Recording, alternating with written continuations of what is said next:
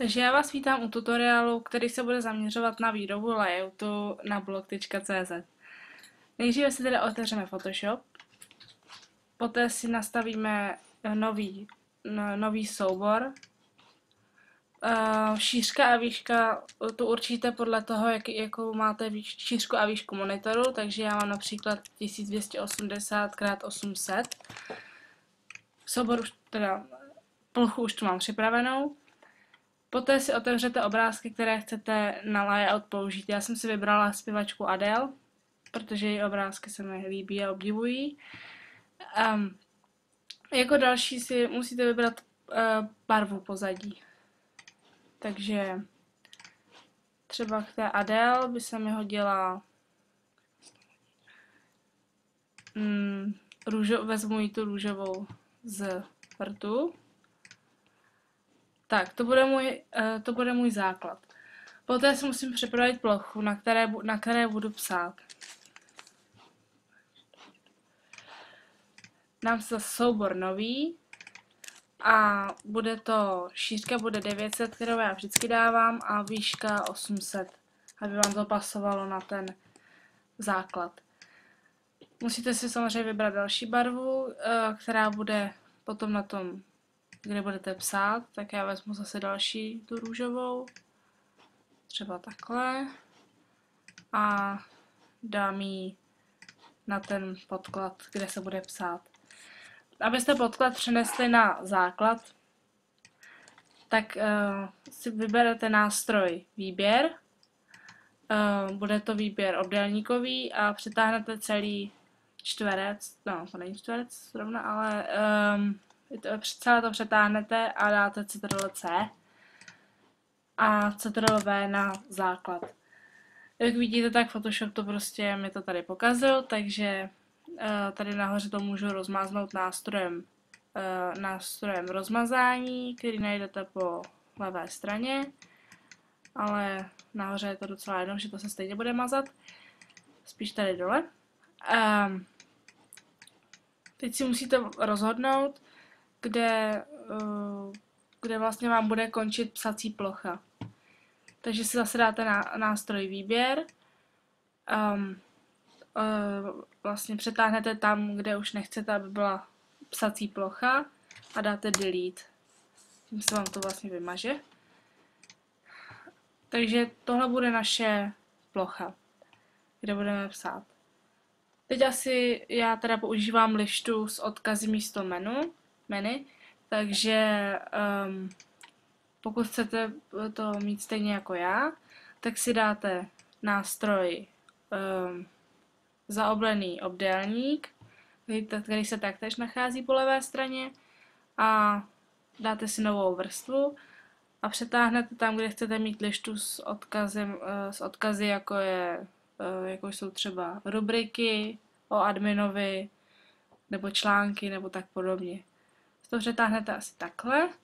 Pak si dáte po pravé straně, kde máte vrstvy kanály, si dáte cesty. Dáte si vyplnit cestu a tam si můžete dát bílou, černou.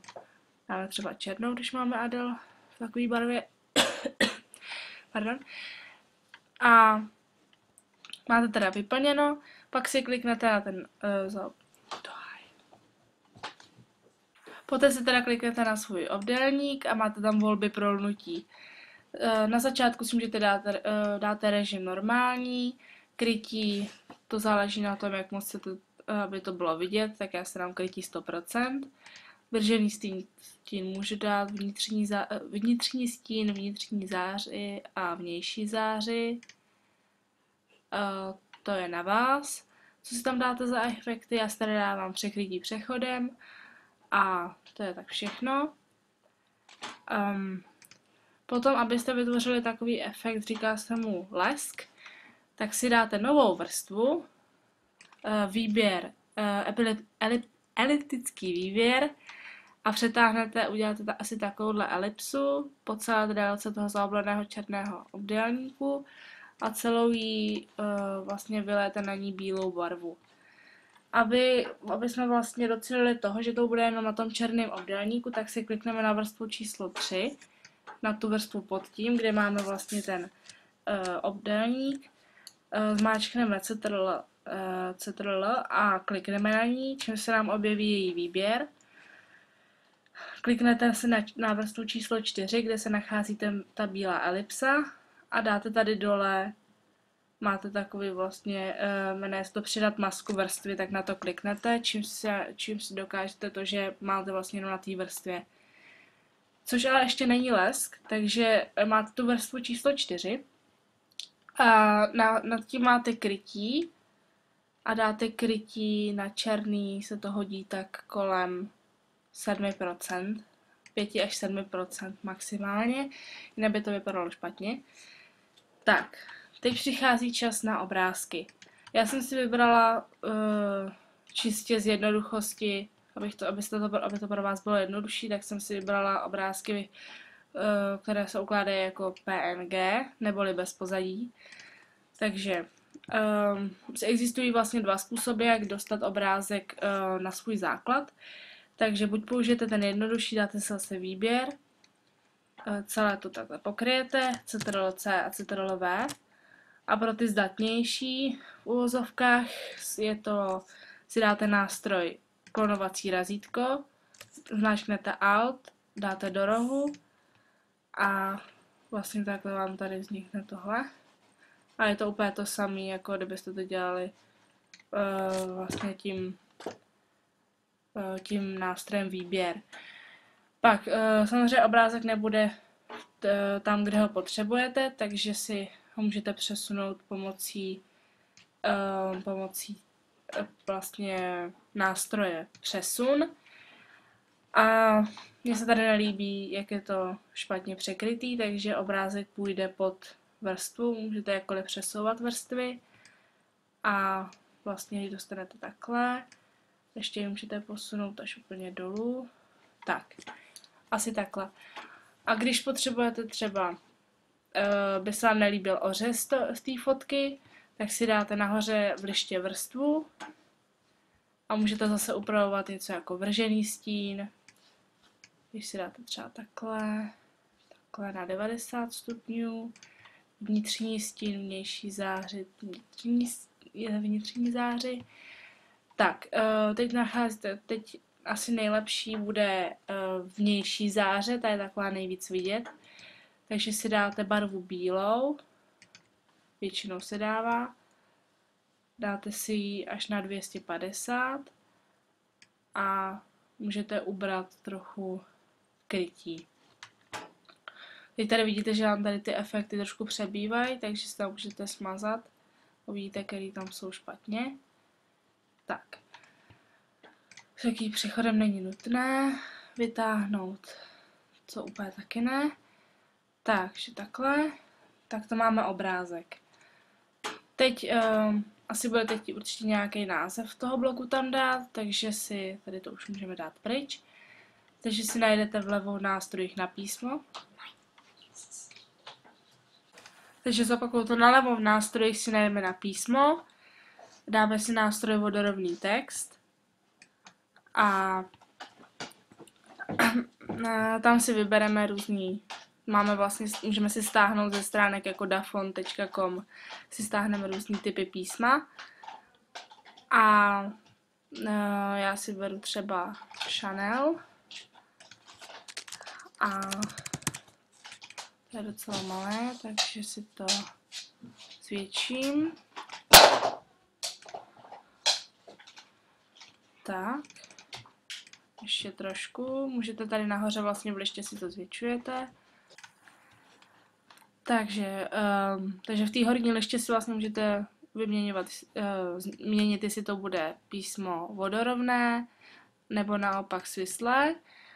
A můžete měnit jeho velikost, jeho ostrost taky divný slovo, a barvu. No, mně se to teda to svislý nelíbí, takže dáme vodorovně. Dáme to sem a nenecháme to jen takto písmo, takže si dáme zase vrstva, styl vrstvy a takže takhle vržený stín si dáme na 75%, na 90 stupňů. Určitě tam dávejte vržený stín, vnitřní stín, který vám vlastně to udělá takový zvláštní relief, vnitřní záři a vnější záři, pak určitě překrytí přechodem, můžou se udělat zajímavý písma.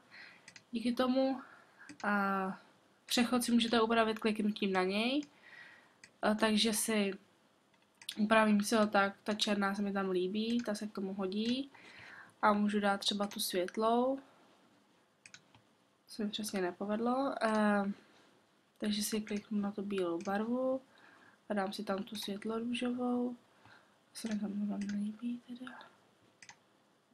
No, takhle dobrý, trochu tmavé fialové. A vytáhnout to můžeme například přechodem. Takže můžete dát přechod od třeba, to je vlastně úplně jedno, od jakékoliv barvy. A tím vlastně to zvýrazníte to písmo.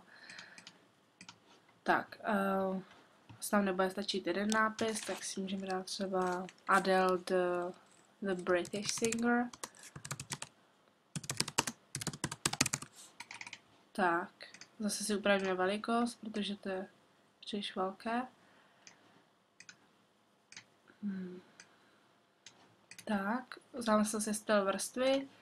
Můžeme to třeba obměnit tím, že naopak bude to písmo vystouplý a zase dáme tím přechodem a třeba může být ten přechod